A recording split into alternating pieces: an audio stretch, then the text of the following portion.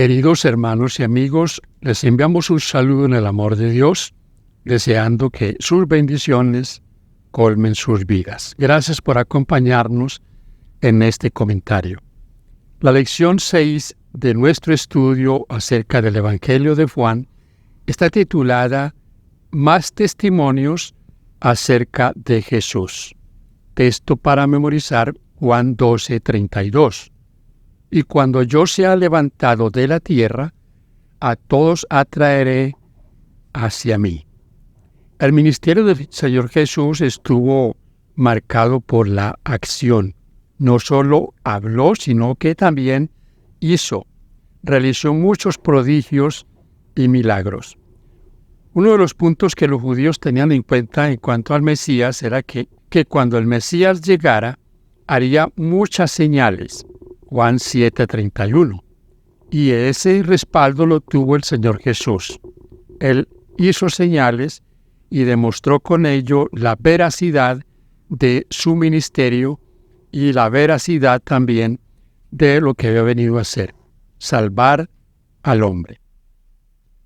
Pero a medida que el drama continúa, comienza una división entre la gente. La curación del hombre junto al estanque de Betesda atrae la ira de algunos líderes. La discusión en Capernaum tras la alimentación de los 5,000 da lugar al rechazo de Jesús por parte de las multitudes.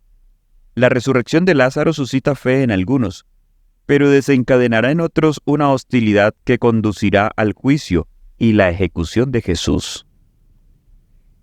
El tema central de esta lección es el testimonio que algunos personajes dieron acerca del Señor, el testimonio de la multitud, el testimonio de Juan el Bautista. Aquí la pregunta para nosotros es, ¿y qué testimonio doy yo? ¿Qué testimonio das tú acerca de Jesús? ¿Qué ha hecho Él en mi vida y en tu vida? Lección para el día domingo. Humildad. Juan el Bautista vuelve a dar testimonio. La lección 2 describió cómo el testimonio de Juan el Bautista llevó a los primeros discípulos, Andrés y Juan, Pedro y Felipe y Natanael, a Jesús. Cabría esperar que el Bautista desapareciera de escena tras dar su testimonio, pero reaparece varias veces en el Evangelio de Juan. ¿De qué manera Juan el Bautista es comparado con Jesús? Juan 3:25 al 36. Entonces hubo discusión entre los discípulos de Juan y los judíos acerca de la purificación. Y vinieron a Juan y le dijeron, Rabí, mira que el que estaba contigo al otro lado del Jordán, de quien tú diste testimonio, bautiza, y todos vienen a él. Respondió Juan y dijo, No puede el hombre recibir nada, si no le fuere dado del cielo. Vosotros mismos me sois testigos de que dije, yo no soy el Cristo, sino que soy enviado delante de él. El que tiene la esposa es el esposo, mas el amigo del esposo, que está a su lado y le oye, se goza grandemente de la voz del esposo. Así pues, mi gozo está cumplido. Es necesario que él crezca, pero que yo mengüe. El que de arriba viene es sobre todos. El que es de la tierra es terrenal, y cosas terrenales habla. El que viene del cielo es sobre todos, y lo que vio y oyó, esto testifica, y nadie recibe su testimonio. El que recibe su testimonio, atestigua que Dios es veraz, porque el que Dios envió, las palabras de Dios habla, pues Dios no da el Espíritu por medida. El Padre ama al Hijo, y todas las cosas ha entregado en su mano. El que cree en el Hijo tiene vida eterna, pero el que rehúsa creer en el Hijo no verá la vida, sino que la ira de Dios está sobre él. Notamos en este relato del Evangelio de Juan el aparente celo de los discípulos de Juan en cuanto a cómo Jesús bautizaba. Aunque Jesús no bautizaba, eran sus discípulos, la gente se unía a Jesús. Aquí se está cumpliendo lo dicho por el mismo Juan. Es necesario que Él crezca y yo mengüe. pero la reputación de Juan estaba, digámoslo, en tela de juicio, porque Jesús crecía en su ministerio. Pero Juan, con la humildad que le caracteriza, les dice a ellos y trata de ubicarlos en donde ellos deben de estar ubicados. Era necesario, porque él venía de arriba, hablando de Jesús. Viene del cielo y está sobre todos. En este estudio nos damos cuenta, mis hermanos, la importancia de nosotros tener siempre la relación de las cosas. Cada cosa ha sido colocada en su sitio. Cada uno cumple un papel en el ministerio. En el caso nuestro, cada uno desempeña una parte en el lugar donde Dios le coloque. No estamos para tal vez pretender ser visualizados, tener reconocimientos. Estamos para exaltar al Señor Jesús. Juan reconoce que quien a él lo envió es aquel que todo lo sabe y que hace las cosas de acuerdo a lo mejor para el ser humano. El Señor Jesús vino para dar su vida por nosotros y todo se cumplía de una manera perfecta. Aquí la pregunta para todos nosotros es, ¿qué pasa con la humildad?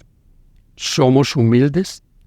¿Cómo podemos nosotros aprender la lección que Juan nos está dando en cuanto a la humildad, a reconocer a cada cual en lo que le pertenece?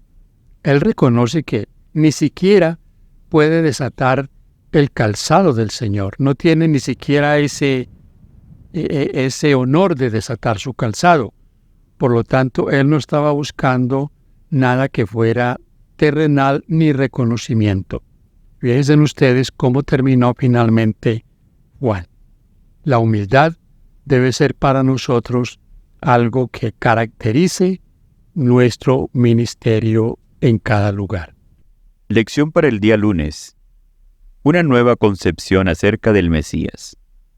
¿Qué dice Juan el Bautista acerca de Jesús que la gente no esperaba oír acerca del tan anhelado Mesías? Juan 1, 32 al 36. También dio Juan testimonio diciendo: Vi al Espíritu que descendía del cielo como paloma, y permaneció sobre él. Y yo no le conocía, pero el que me envió a bautizar con agua, aquel me dijo: Sobre quien veas descender el Espíritu, y que permanece sobre él, ese es el que bautiza con el Espíritu Santo. Y yo le vi, y he dado testimonio de que este es el Hijo de Dios. El siguiente día, otra vez estaba Juan y 2 de sus discípulos, y mirando a Jesús que andaba por ahí, dijo: He aquí el Cordero de Dios. En esta nueva porción de la palabra de Dios encontramos unos aspectos bien interesantes. La expectativa de los judíos, la expectativa de un Mesías poderoso, de un comandante que los sacaría del dominio romano y los colocaría como algo grande, como una nación poderosa. Pero cuando Juan testifica, este es el Cordero de Dios, ellos no esperaban esto. No esperaban un cordero, no esperaban a alguien manso, humilde, porque su expectativa era otra. Juan está tratando de que cambien esa visión. Aún sus mismos discípulos debían cambiar la visión que tenían del Mesías. Y es, mis hermanos, algo muy particular hoy también entre los judíos de nuestra época. Están esperando a su Mesías para que les liberte. La misma situación de la época de Jesús es lo que hoy pasa con ellos. Esperan un libertador que coloque a Israel como una nación poderosa en el mundo. Que ya no tengan más y que pelee sus guerras y no tengan más problemas con ninguno y ellos sean respetados. Eso es lo que ellos esperan. En este punto, mis hermanos y amigos, creo que es crucial que nosotros conozcamos la Escritura. Los judíos no conocían realmente o no habían entendido lo que la Escritura decía. en cuanto a cómo se iba a desarrollar el acontecimiento de la llegada del Mesías, que nacería como ser humano, que moriría finalmente crucificado. La palabra lo decía claramente. Isaías 53, pero ellos lo ignoraron. ¿Cuánto se ignora hoy de la palabra de Dios? ¿Cuánto en el cristianismo hoy, cuántas cosas se creen que no se pueden probar con la bendita palabra de Dios?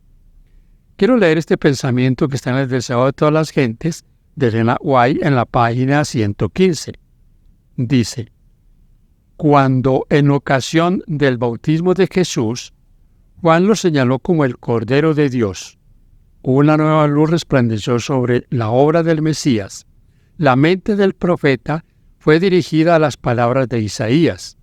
Como cordero fue llevado al matadero, Isaías 53, 7.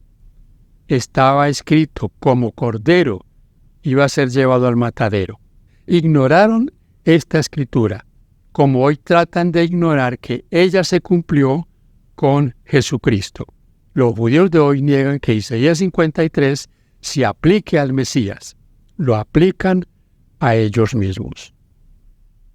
La lección para el día martes tiene como título Aceptación y rechazo. Tenemos en Juan 6, 51 al 71 lo que dijo Jesús en cuanto a qué la gente debía aceptar. Dice que Él era el pan del cielo, pero en la multiplicación ellos quisieron hacerlo rey, porque, repetimos, su expectativa estaba centrada en un rey terrenal, y el reino de Jesús era el reino espiritual que Él había venido a establecer. Él les dice: yo soy el pan. El pan de la multiplicación era un pan perecedero. Volverían a tener hambre, pero el pan que Él les daba era un pan que los saciaría. Era el pan de vida, el pan que todos nosotros necesitamos, no el pan pasajero. El pan que comemos puede quitarnos el hambre, pero el pan que nos da el Señor, ese pan durará. En este punto, mis hermanos, cuando el Señor les habla de comer su carne y beber su sangre, es donde ellos se confunden. No entendieron esa parte, que comer la carne del Señor era ir a su palabra, aceptar su palabra, que la representación de la sangre era la vida. Quizás eso trajo para ellos conflictos, porque ellos tenían en cuanto a la sangre ya algo que lo creían muy firmemente. No debían comer sangre. Por eso ellos preguntan: ¿cómo nos dice que debemos comer su carne y tomar su sangre, beber su sangre? La sangre, mis hermanos, como había sido escrito en la Torá, era vida. La sangre es la vida. La sangre de Jesucristo es vida para nosotros. Y ellos debían aceptar el sacrificio que Él iba a realizar en su favor. Pero noten ustedes que allí mismo dice que ellos comenzaron a abandonarle. Uno a uno se fueron yendo. ¿No es lo que pasa hoy con los que quieren conocer de Dios? Pero quieren conocer un mensaje blando, fácil de llevar, sin sacrificio, sin compromiso. Cuando el Señor les habló de que debían aceptar lo que la palabra decía y aceptarlo a Él como el pan de vida, como quien derramaría su sangre por ellos, ellos lo rechazaron. Juan 6:66 lo dice claramente. Luego el Señor pregunta a sus discípulos: ¿también ustedes quieren irse? Entonces Pedro hace su sorprendente confesión, otro testimonio tanto de lo que Jesús tiene como de quién es. Tú tienes palabras de vida eterna, y nosotros creemos y conocemos que tú eres el Santo de Dios. Juan 6, 68 al 69. Los discípulos llevaban bastante tiempo viajando con Jesús, viendo sus milagros y escuchando sus sermones. Sabían por experiencia que no había nadie como Él. Se apoderó de ellos la convicción de que, por insólita que fueran algunas situaciones, y por mucho que todavía no comprendían acerca del propósito de su venida, este hombre era el Mesías. Solo después de su muerte y su resurrección comenzaron a entender por qué había venido al mundo. Debemos, mis hermanos, en este punto decirles que el mensaje de Jesús no fue popular, que era totalmente diferente y contrario a lo que ellos esperaban. ¿Qué tan popular es el mensaje que hoy la gente quiere oír? Cuando el mensaje adventista llega a las multitudes, ¿por qué lo rechazan? ¿Por qué no es popular? Porque la mayoría quiere algo que se acomode a sus expectativas. Mis hermanos y amigos, no podemos nosotros tratar de aliviar el mensaje, de hacerlo más asequible. El mensaje debe darse tal como nos ha sido dado. Si no es popular, es el mensaje del Señor. No podemos nosotros cambiar ese mensaje. ¿Habrá rechazo? Por supuesto. Y es más el rechazo que la aceptación. Las multitudes seguían a Jesús, pero en muchos casos lo seguían por el pan que perecería. Lo seguían por los peces y los panes. Lección para el día miércoles. El testimonio del Padre. El Evangelio de Juan comienza hablando de la palabra logos, como alguien que está con Dios, el Padre. Juan 1:1. Cuando el Verbo se hizo carne, el Espíritu dio testimonio de Jesús al descender sobre él en ocasión de su bautismo. Juan 1:32 al 34. Pero el Padre también dio testimonio de Jesús durante su ministerio terrenal. ¿Qué dice Jesús aquí acerca del Padre? Juan 5:36 al 38. Mas yo tengo mayor testimonio que el de Juan, porque las obras que el Padre me dio para que cumpliese, las mismas obras que yo hago, dan testimonio de mí que el Padre me ha enviado. También el Padre que me envió ha dado testimonio de mí. Nunca habéis oído su voz, ni habéis visto su aspecto, ni tenéis su palabra morando en vosotros, porque a quien Él envió, vosotros no creéis. Este es un poderoso testimonio de la obra de Padre e Hijo y Espíritu Santo. Al estudiar este tema, recordé la idea unicitaria o el modalismo como lo conocemos, que el Padre es Jesús y Jesús es el mismo Espíritu, no como tres personas. Vemos aquí cómo el Señor Jesús vincula a su Padre con sus obras. Él no está realizando nada de sí mismo. El Padre lo ha enviado y le ha dado testimonio al Padre de que Él testifica de que es el Hijo. Esto lo encontramos en Mateo 3:17, Mateo 17:5, Marcos 1:11 y Lucas 3:22. Todo da testimonio acerca del Señor. ¿Quién da testimonio allí? El Padre. En ocasión de su bautismo, Mateo 3:17, dice, este es mi Hijo amado, a él oíd. Lo mismo pasa en la transfiguración del Señor Jesús, Mateo 17:5. Esto lo testifica el apóstol Pedro. En su segunda carta, en el capítulo 1, el versículo 17, dice, Pues cuando él recibió de Dios Padre honra y gloria, le fue enviada desde la magnífica gloria una voz que decía, Este es mi Hijo amado, en el cual tengo complacencia. Este es el testimonio que Pedro da al escuchar esa voz.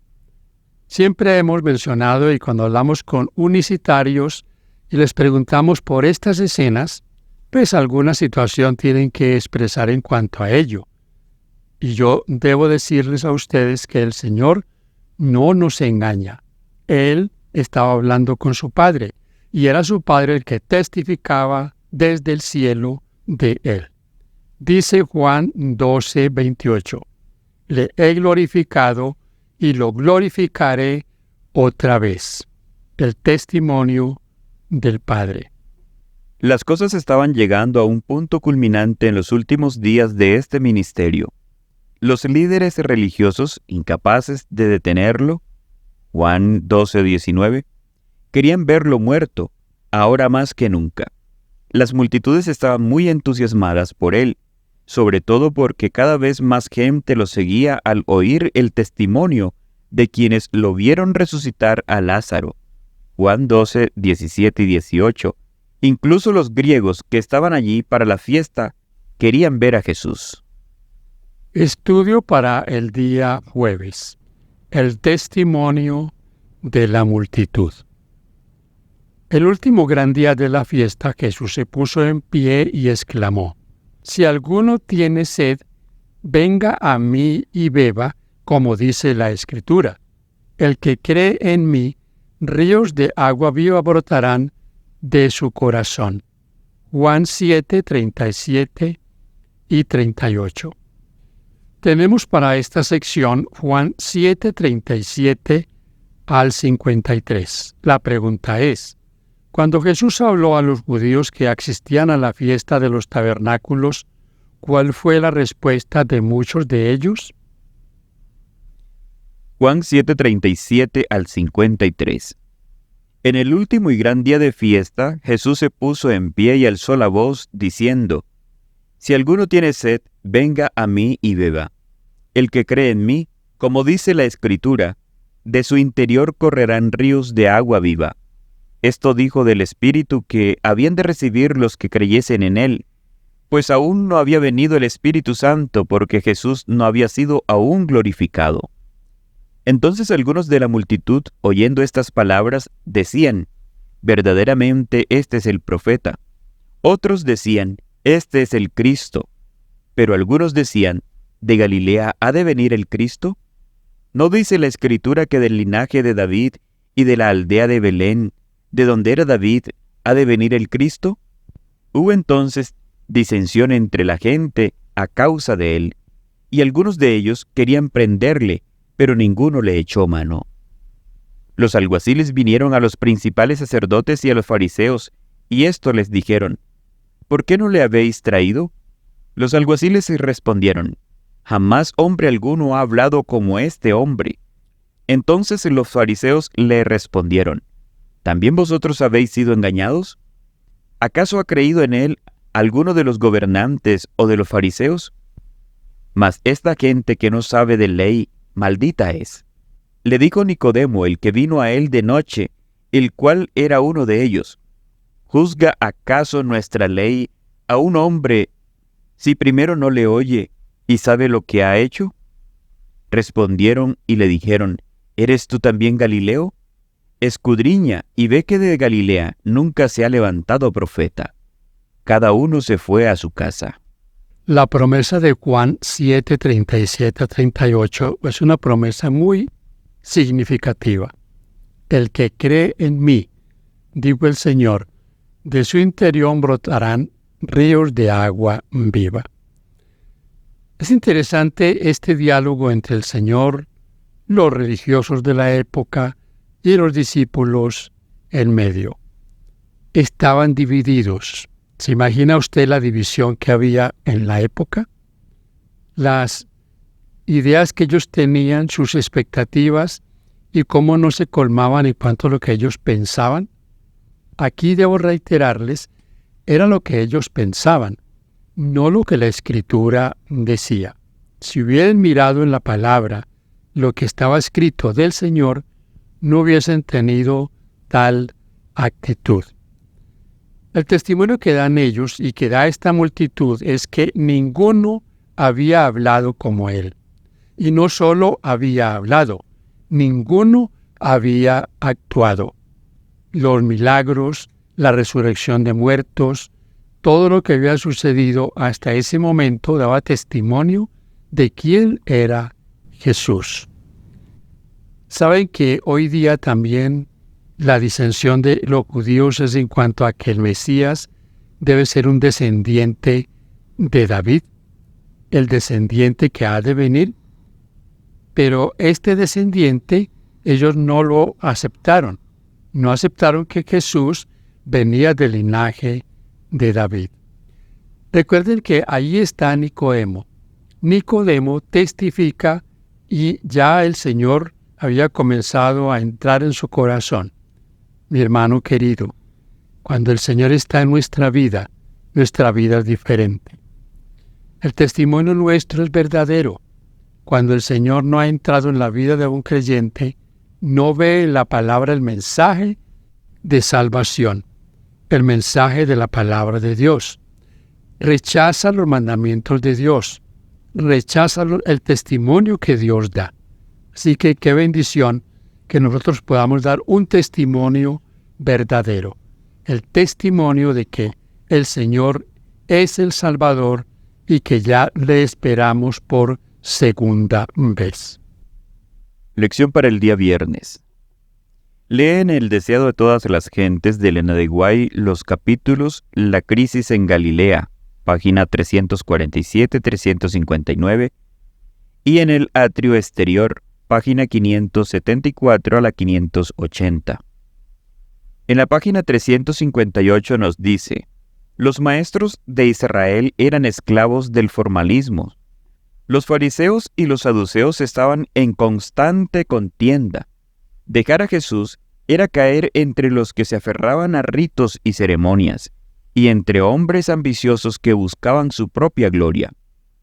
Los discípulos habían encontrado más paz y gozo desde que habían aceptado a Cristo que en toda su vida anterior. ¿Cómo podrían volver a aquello que habían despreciado y perseguido al amigo de los pecadores? Habían estado buscando durante mucho tiempo al Mesías. Ahora había venido y no podían apartarse de su presencia. Para ir a aquellos que buscaban su vida y que los habían perseguido por haberse hecho discípulos de él. ¿A quién iremos? No podían dejar la enseñanza de Cristo, sus lecciones de amor y misericordia, por las tinieblas de la incredulidad, la iniquidad del mundo.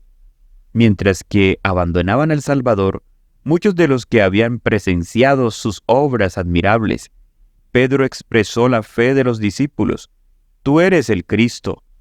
El mismo pensamiento de perder esta ancla de su alma los llenaba de temor y dolor. Verse privados de un Salvador era quedar a la deriva de un mar sombrío y tormentoso.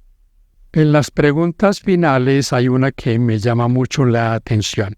La primera: compartamos esto en nuestra clase. ¿Por qué algunas personas, cuando ven las pruebas veraces de la palabra de Dios, deciden cerrar su corazón?